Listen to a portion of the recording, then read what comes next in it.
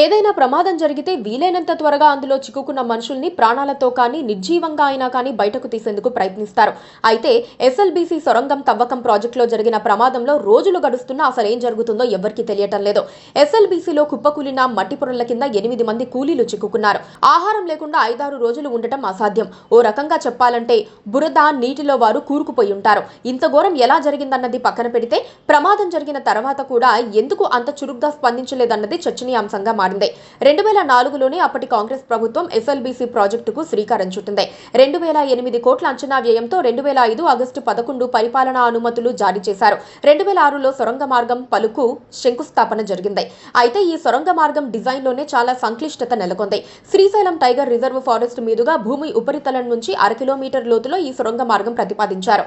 ఏకకాలంలో 2 వైపులా 2 టీబీఎం మెషిన్ల ద్వారా 10 మీటర్ల వ్యాసార్థం తవ్వకంతో ఈ సొరంగం పనులు మొదలుపెట్టారు. 42 కిలోమీటర్ల సొరంగాన్ని అభయారణ్యం మధ్య నుంచి డిజైన్ చేశారు. సొరంగం పనుల్లో అంత సామాన్యంగా అయ్యేవి కావు. ఏళ్ల తరబడి ఆలస్యం అవుతూ ఉంటాయి. కాగా ఆ టన్నెల్ పనులు ఆలస్యంగా జరగడంతో 2016 వరకు కూడా కాకపోగా అప్పుడే అది ఒక డేంజరస్ ప్రాజెక్ట్ అని కేసీఆర్ తెలిపారు. ఇక అప్పటి నుంచి ఆ పనులు జరగకపోవడంతో మళ్లీ ఇటీవలే పనులు మొదలుపెట్టారు. పనులు మొదలుపెట్టిన 4 రోజులకే టన్నెల్ పైకప్పు కూలింది.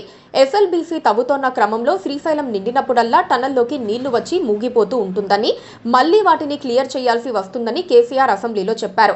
టన్నెల్లోకి గాలి వెలుతురు వచ్చేలా ఏర్పాట్లు చేద్దామంటే కూడా చేయటానికి వీలు లేకుండా పెట్టారు. టన్నెల్ 2 చివర్ల నుంచి వచ్చే గాలి పీల్చుకుంటూనే లోపల కార్మికులు టన్నెల్ తవ్వాల్సి ఉంటుంది.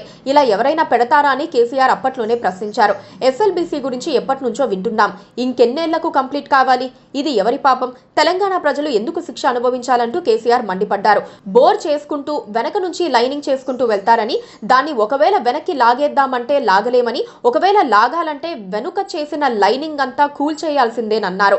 ఇప్పుడు దాన్ని కొనసాగించడం తప్ప గత్యంతరం లేని భయంకరమైన పరిస్థితిలో కూరుకుపోయిన మరో ప్రాజెక్ట్ ఎస్ఎల్బీసీ ప్రాజెక్ట్ అని కేసీఆర్ తేల్చి చెప్పారు.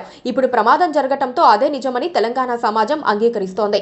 గతంలోనూ ఇలాంటి ప్రమాదాలు తెలంగాణలో చోటు చేసుకున్నాయి. ఉమ్మడి వరంగల్ జిల్లా సాయంపేట మండలంలోని చలివాగు కింద దేవాదుల 3వ దశలో భాగంగా తవ్వుతోన్న సొరంగ పనుల్లో ప్రమాదం సంభవించి 3 కూలీలు జలసమాధి అయ్యారు. తెలంగాణ ఉద్యమ ధాటికి దేవాదులను పూర్తి చేస్తామని ఎటువంటి సాంకేతిక ముందస్తు ఏర్పాట్లు లేకుండా సొరంగ ఉపరితలంపై చెరువు ఉందని తెలిసినా నాటి కాంగ్రెస్ ప్రభుత్వం గొప్పలకు పోవటం వల్లే ప్రమాదం చోటు చేసుకుందని నిపుణులు అప్పట్లో తేల్చి చెప్పారు. ఇప్పుడు అలాంటిదే జరిగింది. Please subscribe to KTV Telugu. KTV Telugu. KTV Telugu. KTV Telugu channel.